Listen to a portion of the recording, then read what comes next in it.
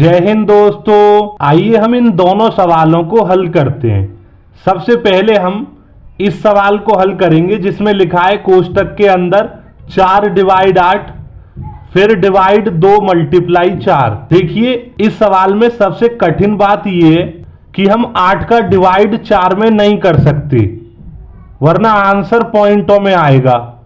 तो इसके लिए हम पता है क्या करेंगे, हम इस भाग के चिन्ह को इस तरीके से न लिखकर भिन्न के रूप में लिखेंगे। ये आप जानते होंगे, पहले 4 लिखेंगे, भाग का निशान भिन्न में बदल देंगे और बटे में नीचे 8 लिखेंगे, कुछ इस तरीके से। ठीक है, उसके बाद ये वाला डिवाइड का चिन्ह ऐसे ही रहने देंगे, 2 का गुणा 4 में करेंगे तो 8 आ जाएगा। अब ये नंबर अकेले हैं तो हम इनका कोष्टक हटा देंगे, 4 बटे में 8 डिवाइड 8 ऐसे लिख देंगे। देखिए 4 बटे 8 तो भिन्न में है, ये 8 भिन्न में नहीं है, तो इसे भिन्न में बनाने के लिए हम इसके बटे में नीचे 1 मानेंगे। अब ये भिन्नों का भाग वाला सवाल बन गया।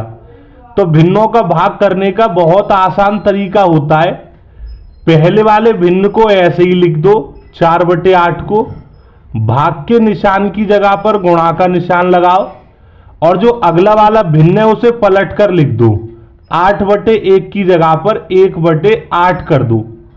अब आप लोग सोच रहे होंगे कि हमने भिन्न के भाग करते समय भाग का निशान क्यों बदला, गुणा का निशान क्यों लगाया और संख्या पलट क्यों दी।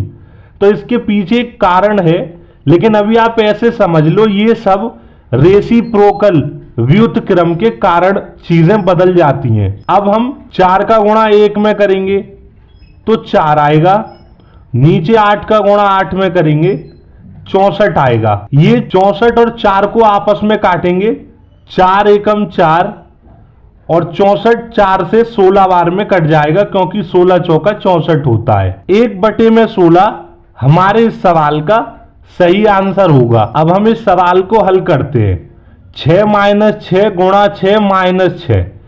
कई बच्चे इस सवाल का आंसर 0 बताते हैं, वो 0 कैसे बताते हैं उसे भी समझ लो। पहले इस 6 में से 6 को घटाएंगे 0 आ जाएगा, और फिर इस 6 में से 6 को घटाएंगे 0 आ जाएगा, और 0 का गुणा 0 में कर लेंगे तो 0 आंसर आएगा। लेकिन ये सवाल ऐसे हल नहीं होगा। यहां देखें इस सवाल में तो 2 चिन्ह है, माइनस का और गुणा का। तो पहले हमें गुणा करना होगा, 6 का गुणा 6 में करेंगे 36 आएगा, माइनस 6 ऐसे ही लिख देंगे।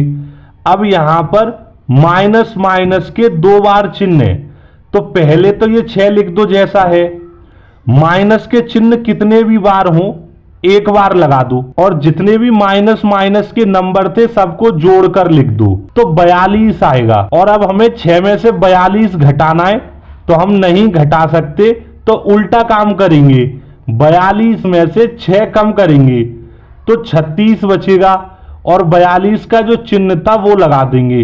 हमारे सवाल का सही आंसर माइनस का 36 होगा। 3 माइनस 3 गुणा 3 माइनस 3। इस सवाल को सॉल्व करके सही आंसर आप मुझे कमेंट में बताइएगा। धन्यवाद।